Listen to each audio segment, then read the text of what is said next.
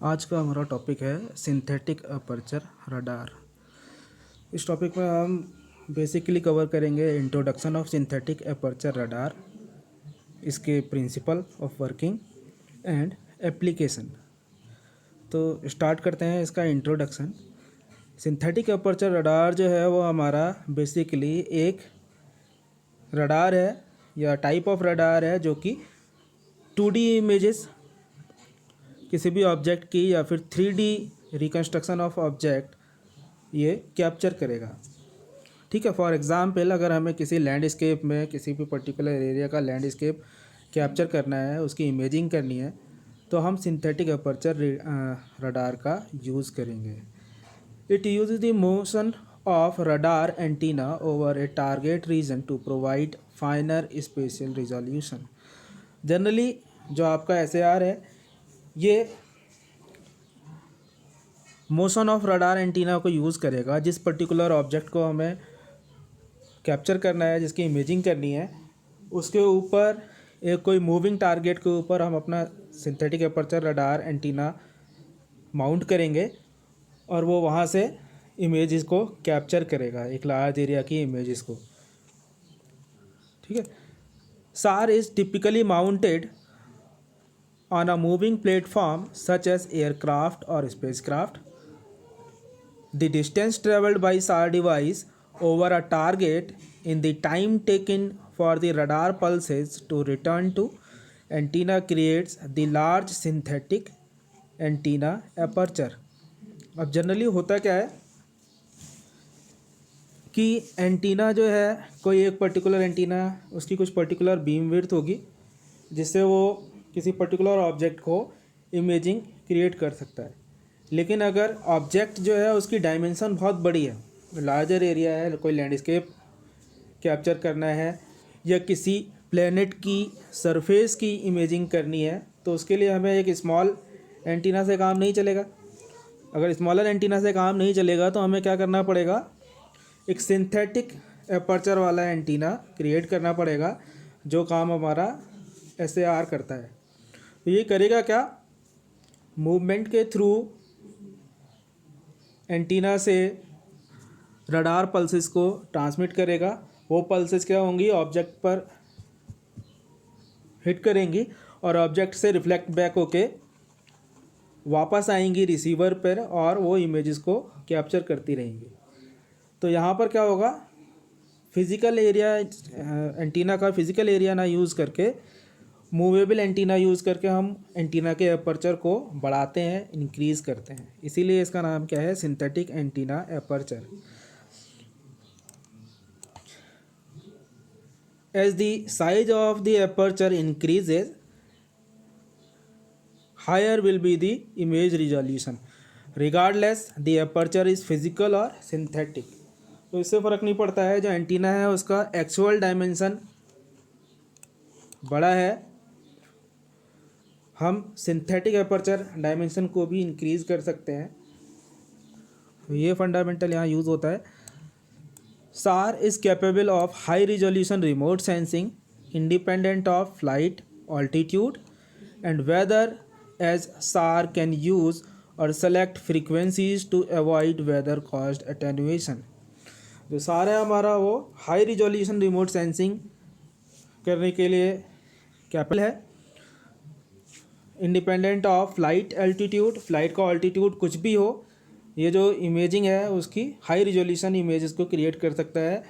Weather condition कैसी भी हो, उस कंडीशन में भी ये हाई रिजोल्यूशन की इमेज कैप्चर कर पाएगा, क्योंकि जो SAR है वो अपने हिसाब से जो फ्रीक्वेंसीज हैं उन्हें सेलेक्ट कर देगा ताकि जो वेदर है उसका इफ़ेक्ट, उसकी वजह से कोई अटेन्यूएशन सिग्नल में ना आए। SAR has day and night imaging capabilities as illumination is provided by SAR। तो SAR में हमारा डे एंड नाइट किसी भी कंडीशन में इमेज करने की कैपेबिलिटी होती है। बेसिकली SAR जो है वो 2D और 3D इमेजेस को कैप्चर करने के लिए जो रडार बना है वो है। ठीक है, अब ये जो है हमारा प्रिंसिपल ऑफ SAR है, सिंथेटिक अपर्चर रडार का। देखिए यहाँ पर कोऑर्डिनेट सिस्टम दिए हैं XYZ, ठीक है। ये मूविंग टारगेट है हमारा, मूविंग ऑब्जेक्ट, एक प्लेन मान लिया हमने या स्पेस शटल मान सकते हैं कुछ भी। ये जो स्पेस शटल है या एरोप्लेन है ये मूव कर रहा है इस एजीम्यूट डायरेक्शन में, ठीक है। इसके साथ अटैच कर दिया मैंने ये सार एंटीना, ठीक। अब सार एंटीना को क्या करना है, इस पूरे एरिया की इमेजिंग करनी है। तो ये क्या करेगा, कंप्लीट एरिया की इमेजिंग को एक साथ न करके क्या करेगा, ये ब्रेक करेगा पार्ट में। जैसे मान लिया सार एंटीना यहाँ से pulses EM waves directly transmit कर रहा है, ये पल्सेस क्या होंगी पर्टिकुलर एरिया पर स्प्रेड होंगी और यहाँ से इसकी इको जो है वो वापस आएगी सार रिसीवर पर, ठीक है। नेक्स्ट जब तक ये इको रिसीव होगी, ये जो ऑब्जेक्ट है हमारा मूव कर चुका होगा आगे, फिर से सेम प्रोसीजर फॉलो करेगा, ठीक है। सेम प्रोसीजर फॉलो करेगा तो नेक्स्ट इमेज फिर मिल जाएगी हमें, फिर ये आगे मूव करेगा तो वहाँ पर फिर से पल्सेस ट्रांसमिट करेगा और रिसीव करेगा।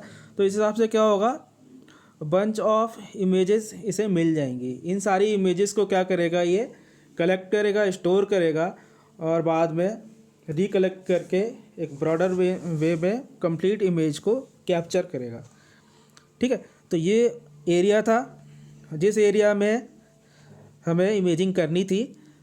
तो जो इसका ग्राउंड ट्रैक है इसे कहते हैं हम स्वैथ विड्थ, ठीक है। ये पल्सेस दिखाई है हमने, ये एजीम्यूट डायरेक्शन है और ये जो डायरेक्शन जिसमें इमेजिंग कर रहा है, तो कंप्लीट एरिया की इमेजिंग करने में जिस डायरेक्शन में जो मूव कर रहा है हमारा प्लेन या ऑब्जेक्ट, तो जितनी डिस्टेंस मूव करेगा वो क्या बन जाएगा, अब इसका आर्टिफिशियल एपर्चर या फिर सिंथेटिक एपर्चर इस पर्टिकुलर एंटीना का।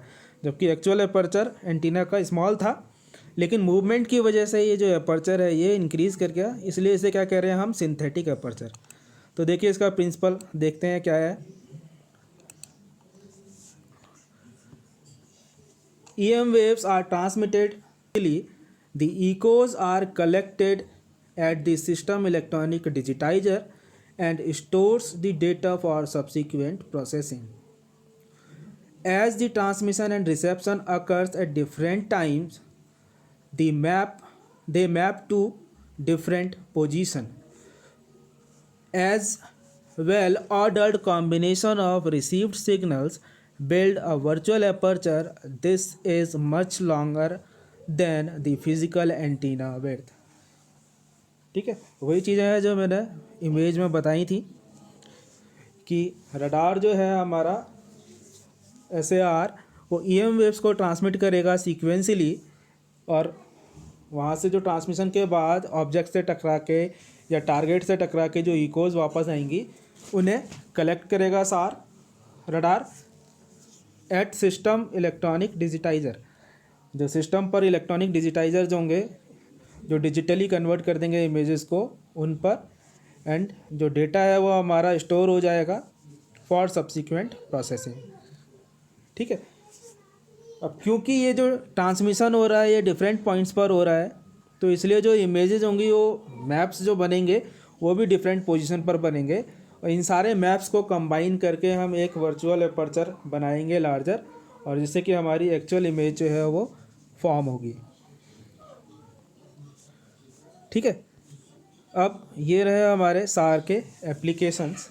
तो पहला एप्लीकेशन जो है सार का वो जो सिंथेटिक एपर्चर रडार है, ये हमारा रिमोट सेंसिंग में यूज़ होती है and mapping of surfaces of the earth and other planets.